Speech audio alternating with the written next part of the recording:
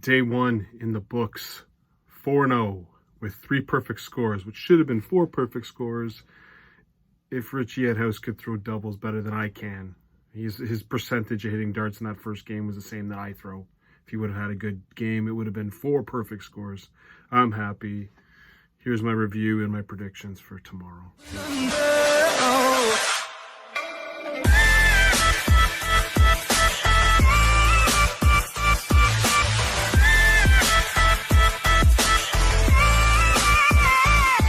All right, day one in the books. I enjoyed it. Again, didn't make any bets, so it was a little bit easier for me, I guess, to enjoy it. Here's my thoughts on the darts. First of all, Peter Hudson, what the hell? He lost a lot of weight. I do have a PDC TV membership, and I guess he hasn't been on the stream recently because I remember him a lot bigger than that. When he came on stage, I'm like, who the hell is that? So good on him. He's lost some weight, but again, I called it. He's going to shoot. He shot a low 80 average, and the only reason this game was 3-2 was because Richie Edhouse couldn't hit a double. I think my total average on my app is something stupid like 19%, and he was pretty damn close to it. And he actually had a really good fifth set in hitting doubles, including a bowl double on a 91, but. And that game should have been over a long time ago. And I think if Peter Hudson would have got through, Price would have destroyed him. But anyways, was a win for Richie Edhouse. Evans, Kumar, wasn't surprised by that, 3-0. But it was nice 1-6-7 takeout. It was fast, it was clean, it's over. Done. The next matchup, again, was great. Lewis Campbell. Campbell did really, really well. Did himself proud. Didn't expect him to be this close, to be honest with you. I had predicted Lewis to win 3-1, and he did win 3-1, but it wasn't easy. Campbell didn't go away. There were the last couple sets, the first set was a 5-legger, third and fourth as well. So I thought Campbell played well. He stayed in the game. He didn't give up. The problem was he had the straight art into the 5 or into the 1 when he didn't need it. And Lewis played okay. I mean, both had mid-90s averages. Looks good. I'm really excited for what Matt Campbell's going to do on the tour. I can't wait to see it starting in the next year in the Players' Championship as he starts his tour card. I think Adrian Lewis is going to go a little bit further in this tournament, but we'll hold my predictions a little bit later. Thought he played well. Got over the line, took out the shots when he needed them. The last game, Gerwin Price against Richie Edhouse. Called it 3-1. It was 3-1, although, woo. Turn on the lights. It was 2-0 in that third set. Looked like Edhouse was on his way. A couple things here. The booing on Gerwin Price. This drives me crazy, okay? The crowd should... So, Gerwin Price will play it off like he has no idea why they're booing him. But enjoy the boos. If you would have saw what Player Championships were doing... people were booing Peter Wright. I didn't see him react and start giving it back to the crowd. What do you think the crowd's going to do then? Not boo you anymore? Like, you rev up the crowd. It's not like they just randomly picked and said, oh, okay, in our book, we're going to pick Gerwin Price and we're going to boo him. Look what you did to earn it. The posing, the razzing, the Instagram nonsense, the social media nonsense. You've earned it, bud. So either embrace it, enjoy it, and be the villain, or shut up. Coming back at the crowd and posing, there was a look at Richie Edhouse looked at him and was like, you can't. Now, granted, I will say in that game, the 130 takeout in set 3 when Edhouse was on 87, fantastic. That's great stuff. He took another 130 on double 5. He's a damn good dart player, but stop bitching and pissing and moaning about the crowd. You do it to yourself. It's not like you're this angel walking through and not doing things. You pose, you yell, you scream, you talk about Instagram that you leave tournaments so that other people can win. You're cocky. What do you expect people to do? Go back to the Gary Anderson Grand Slam at Darts 2018. That's why you're booed. It affects you too. That's why you get booed. So stop this nonsense. Oh, the crowd was unfair. F you. The crowd can do whatever the hell it wants. You're the only one that, well, other than Ian White in Germany with some whistles, you're pretty much you're the only one who complains about the crowd. You're hoping the crowd goes away. Well, you might get your wish on that one, but again, I just think it's just, you're a great dart player. Shut up and play darts. Or do the yelling, do the screaming, but don't complain about the fans afterwards. What do you think they're going to do next game? Cheer you? Good luck on that.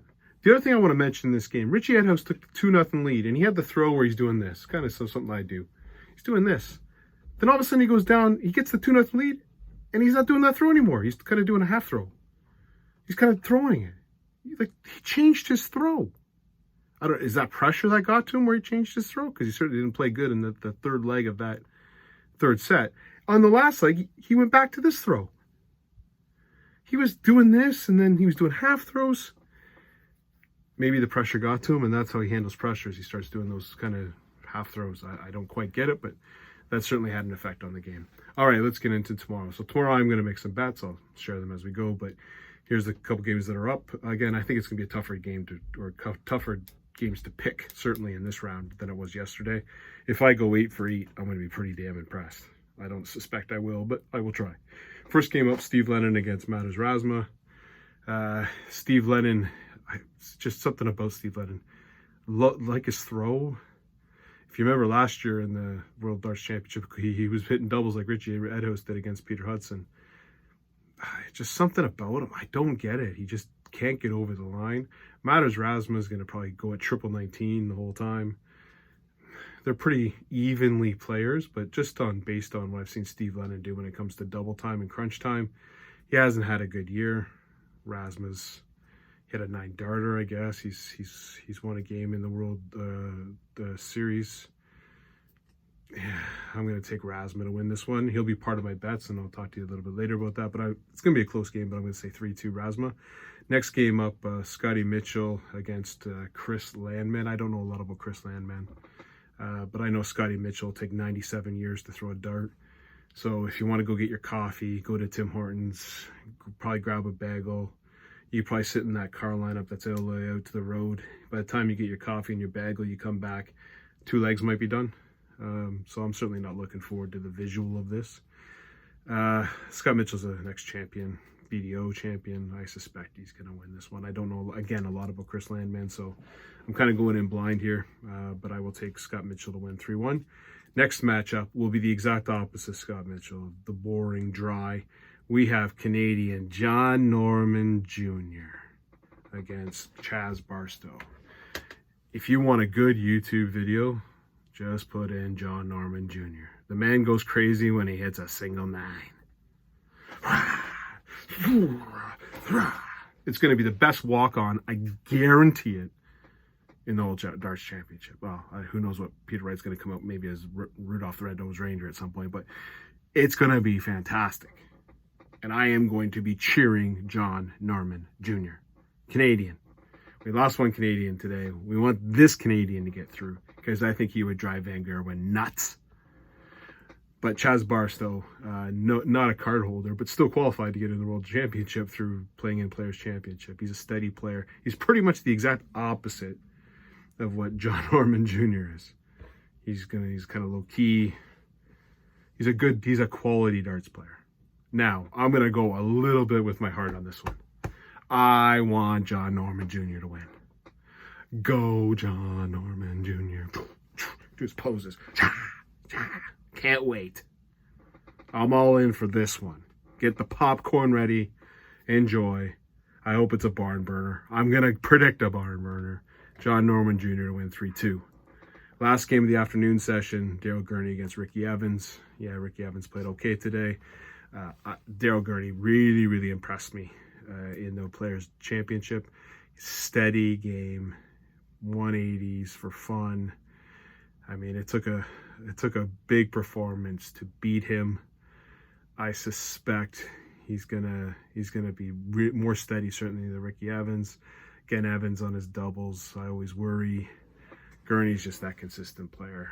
I see Gurney winning this one 3-1. And let's go to the night session. So night session starts off with William O'Connor against Danny Lauby. Danny Lauby makes Ricky Evans look like a tortoise when it comes to throwing a dart, and I don't know if it's good for him. It's really quick. If he hits the first dart in, you start walking away. He's got a 180. He's walking away. But if he puts the first one in the one, you're looking at scores like 26, 41. Watched him a lot on the online tournament. Wasn't really impressed with what I saw. I think he plays too fast. Against William O'Connor, who's steady. Yeah, he's not flashy. I mean, William O'Connor took 10 180s from Chris Dolby and still won a game. I suspect Lauby's going to smoke him in the 180s.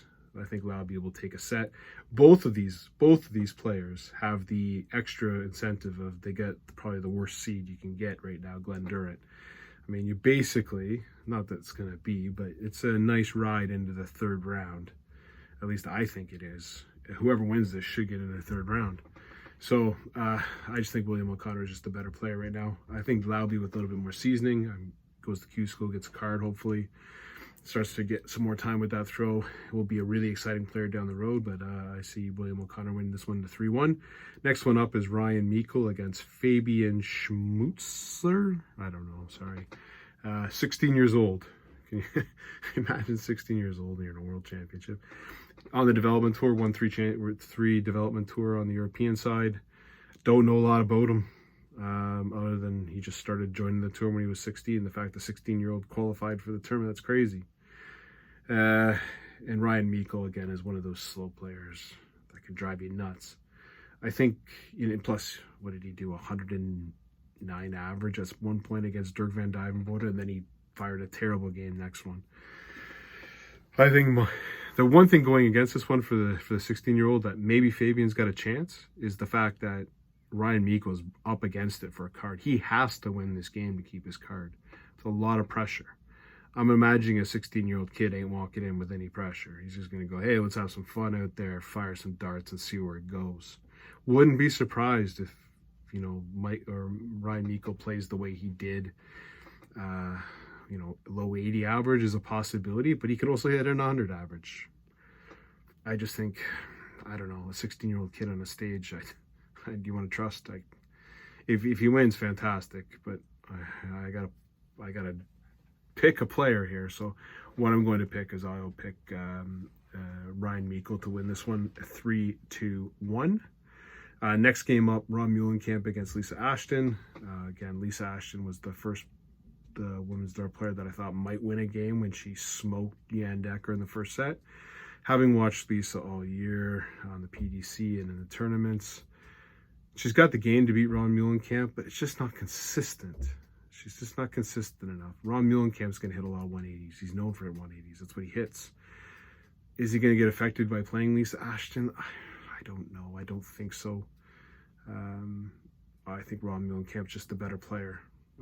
I'll hope Lisa does well. It would be nice to see Lisa win, and she's actually got a win over Michael Smith, who the seed would be. Whoever gets this game gets Michael Smith, but I just don't see it. I'm going to take Ron Muhlenkamp to win this one 3-1. And then line up the World Darts Final in 2012, I believe, in 2016. And you have it in your second round game. Gary Anderson against Adrian Lewis. Second round game. This was the final in 2 years, in the last 10 years. And you got a second round game. That's how far Adrian Lewis has gone down in the stats. What do you say? This is crazy. It should be a best of 13 sets. At least a quarterfinal. Not a bloody round 2 best of 5 sets. It's kind of like being robbed. It's kind of like going out and saying, here's a great show, and oh, by the way, you're only going to watch half of it. We're going to feel gypped at the end of this one. Now, Gary Anderson's form. He's either really good or he's really bad. There is no in between. Adrian Lewis showed today he had a good B game. That wasn't his A game. He got a good B game. If he throws like that against Anderson, I think he's going to beat Anderson. I mean, Anderson in the Players' Championship was terrible. And for the Grand Slam, he wasn't that great, except for one game against Van Gerwen. You never know. Gary shows up and all of a sudden turns it on, and next thing you know, like, I've done it. I bet against Gary Anderson and just went, you son of a... You showed up today? Oh boy. Well, there goes money down the tube. I think Gary Anderson's pocketed more money. Between him and Jose De Souza, they pocketed more money out of my bank account. And Gary Anderson's going to have another opportunity because it's going to be one of my bets. I'm going to take Adrian Lewis to win this one in a barn burner 3-2. I hope it goes extra legs.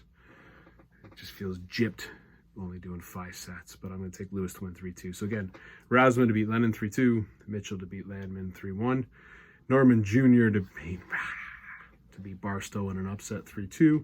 Gurney to beat Evans 3-1. O'Connor to beat Lauby 3-1. Michael to beat Schmutzler, although I'm going to be looking forward to seeing the 16-year-old kid 3-1. Muhlenkamp to beat Ashton 3-1. And Adrian Lewis in the barn burner of the night to beat Gary Anderson 3-2. Now, in terms of my betting, I've got 2 bets for tomorrow. First of all, I got the odds in really nice. I got him nice and early. I got plus 150 for Adrian Lewis over Gary Anderson. When I just last looked at the bets, it's now plus 137. So I got a little bit of a piece of that. So that's nice. And then I put a 3 parlay out, which pays plus 252. And that was Razma, Gurney, and O'Connor. So I need 3 wins. I need a Matters Razma win, which is probably the toughest one of those ones, I think. A Daryl Gurney win and an O'Connor win. That plays 252. I put some money on that. So those are my 2 bets. Straight up, Lewis, I got it at plus 150. It's down plus 137. Yay! Quick to the bank. Got the good odds. That's my bet on Lewis. And then I've got a 3-person parlay plus 252 for Razma, Gurney, and O'Connor. Hope everyone enjoys the darts. Hope it's exciting. Should be some really good games tomorrow. Going to see some players I haven't seen. And everyone, get ready. Bar down the hatches. John Norman Jr. is coming. Enjoy.